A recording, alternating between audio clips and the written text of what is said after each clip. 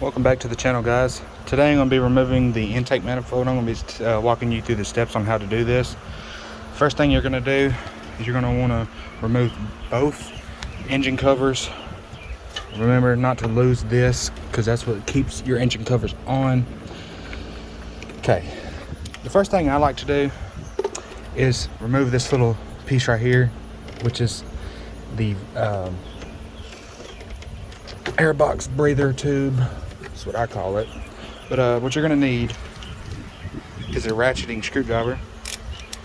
It's what I like to use better, and a 5/16 socket bit. It'll fit right over the end of that. You gotta turn it the right way. And it'll screw. You don't screw it all the way out. You wanna get it to the point to where you can just take it out barely. See, it's loose. And that check valve hose right there is undone. It's pretty much the only step you have to do to remove this. And sometimes, yeah, those will get stuck. And I've also got me a magnetic tray to hold stuff like this. I'm mainly going to put my intake manifold screws in there, but for right now those are going to go sitting right there. Okay, the next thing you're going to do is start by unplugging all the sensors. I've seen so many people do this.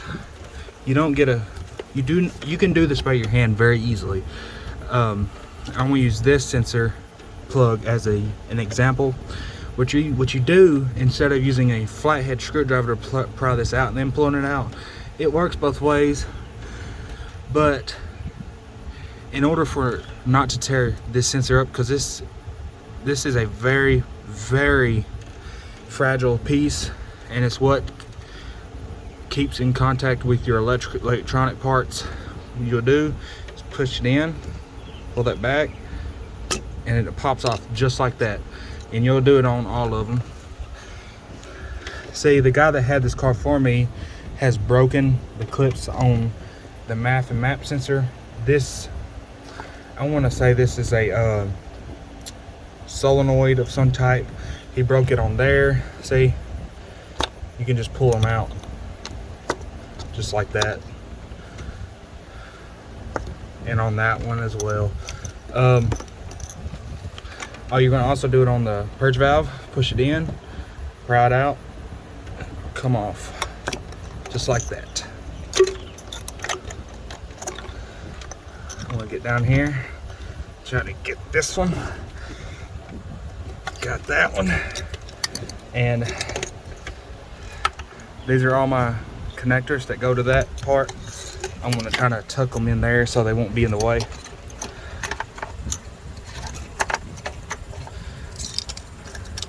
Which right here in this little general area is not going to be in the way. What I'm mainly going to be focusing on is this little area to get this off. What we're going to do next is we're going to go ahead and get this air box duct off. So what I'm going to do is I'm going to set this concrete right there next to me. Gotta find the right size. I think this is a T20. Yes, it is. I'm gonna set that out.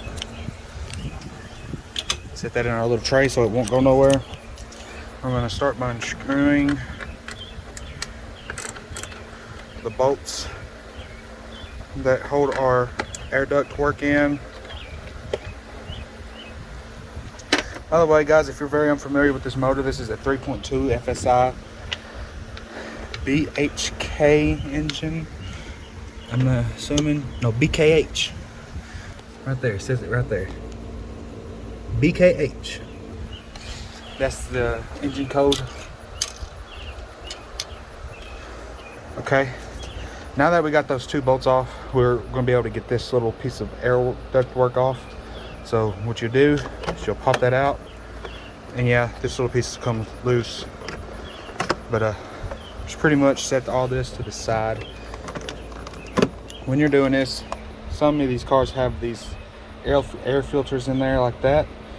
You want to get a vacuum or some sort of clean that out. And just kind of set that right there. Set it in a spot where you're not going to lose it. Fuel line and purge valve line. Purge valve line's right here, fuel line's right here. It just comes off like this. Scoots over. I've done this so many times, I can pretty much do this on my own, but I just like showing people what this does. I'm going to remove the air box out, set it over here as well. You don't have to remove the air box. I just like having a little extra wiggle room because I'm a big guy, you know. It is what it is. Now that we got that out, I'm going to set that T20 star bit down, and we're going to unscrew. Whoops, I forgot. All you'd have to do is actually just take this screwdriver, and it fits right over this clamp. See, these clamps right here I think are really shitty, so I just went to AutoZone and got me some of those. I got to replace this one as well. I just ain't had time to, but it fits right over it. As you can tell, I got it loose. I'm gonna set that somewhere where I can get that recorded. Maybe. I'm gonna try this with one hand. Okay. Got that off. I'm gonna set the purge valve. Set it down here, out of the way.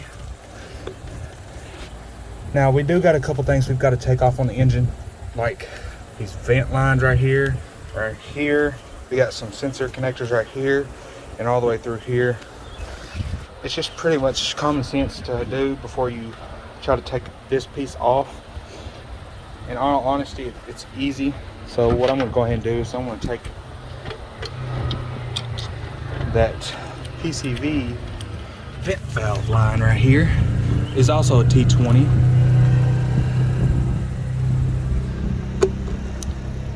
I'm going to take that off.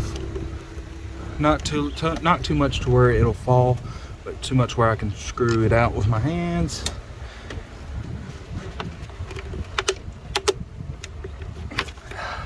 Voila. And when you pull this out, you're going to want to check the O-rings on these, because that will cause an air leak.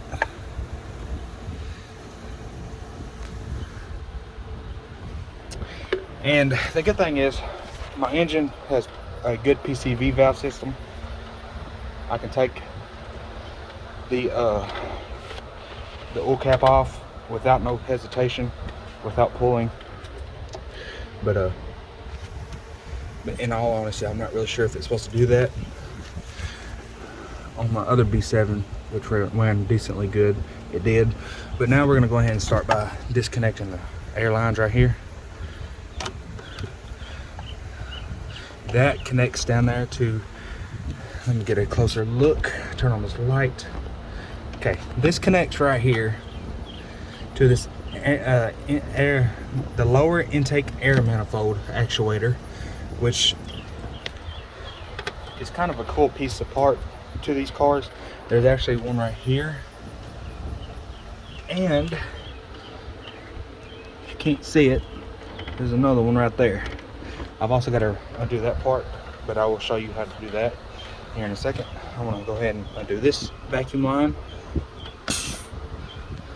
and undo this vacuum line. And I've also replaced this part, but I'm going to go ahead and undo this sensor. Like I said in my previous video, the owner had clipped that and broke that sensor.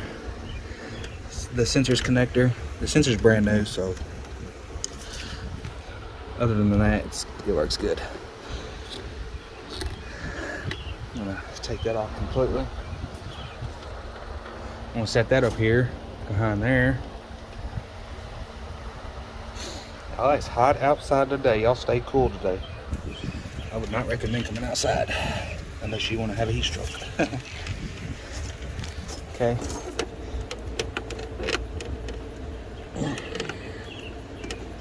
Okay.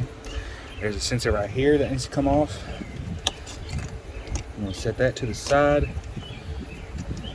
Now I'm going to kind of tuck this in right here.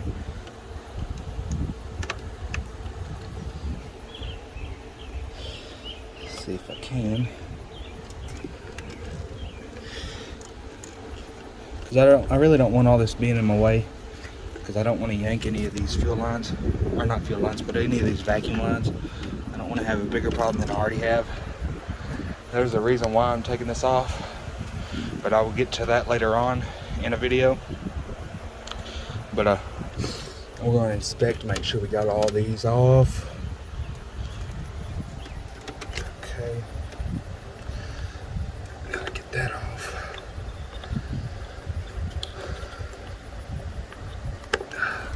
Set that right there.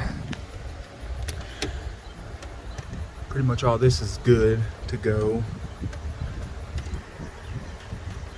Alright, now we're going to get a T30. I'm pretty sure that's what that is. Where's my T30? Gotta have a T30 start bit, guys.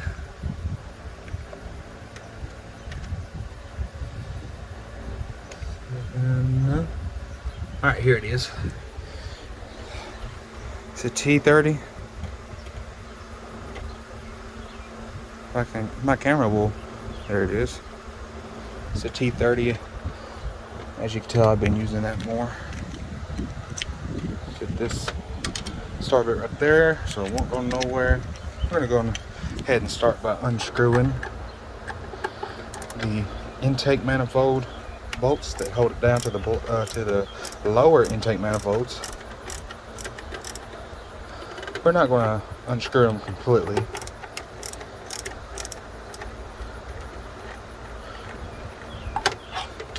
For these two right here, there's two on each side, same as this side.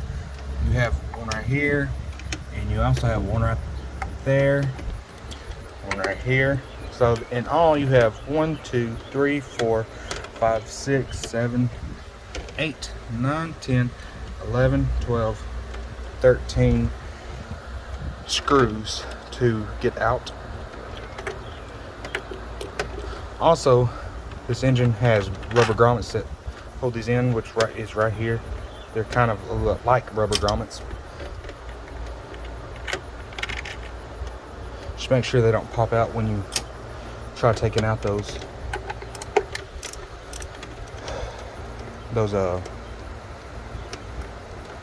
intake manifold bolts, because those do need to be there when you are trying to remove this. Once I get this removed, I should just be able to lift this up.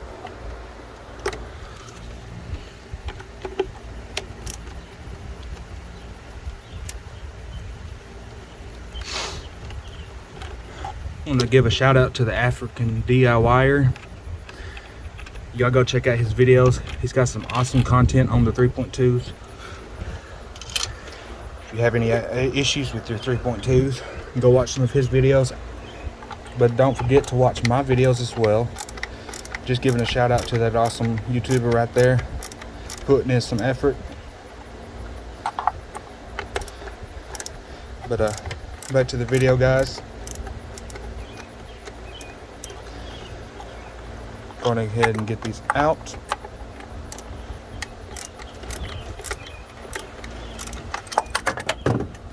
Don't do that. Okay. Well then.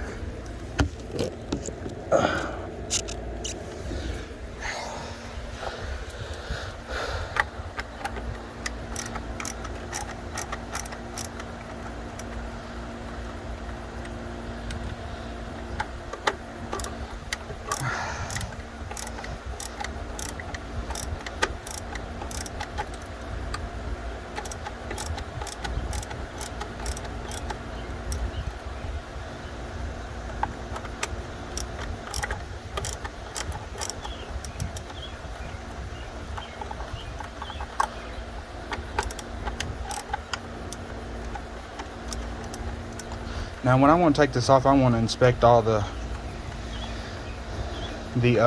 intake manifold gaskets. Make sure they're still intact. Make sure there's no cuts or anything in it.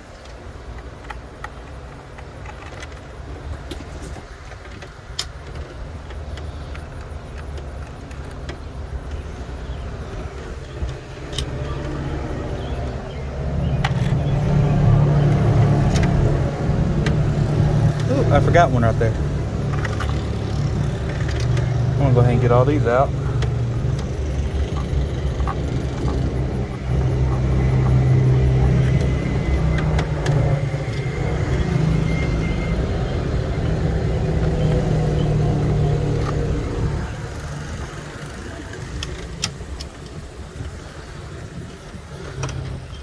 All of these on this side are out,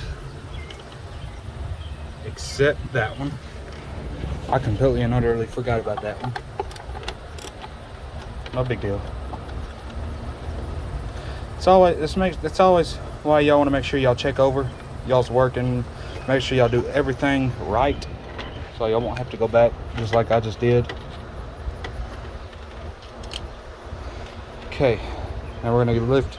I want to give it a lift since I only got one hand doing this. Make sure it's loose on both ends. Make sure I didn't forget anything. Okay, now we're gonna go ahead and lift this up and take it off. We're gonna set this on its back side on the grounder here and inspect this, and they look pretty good.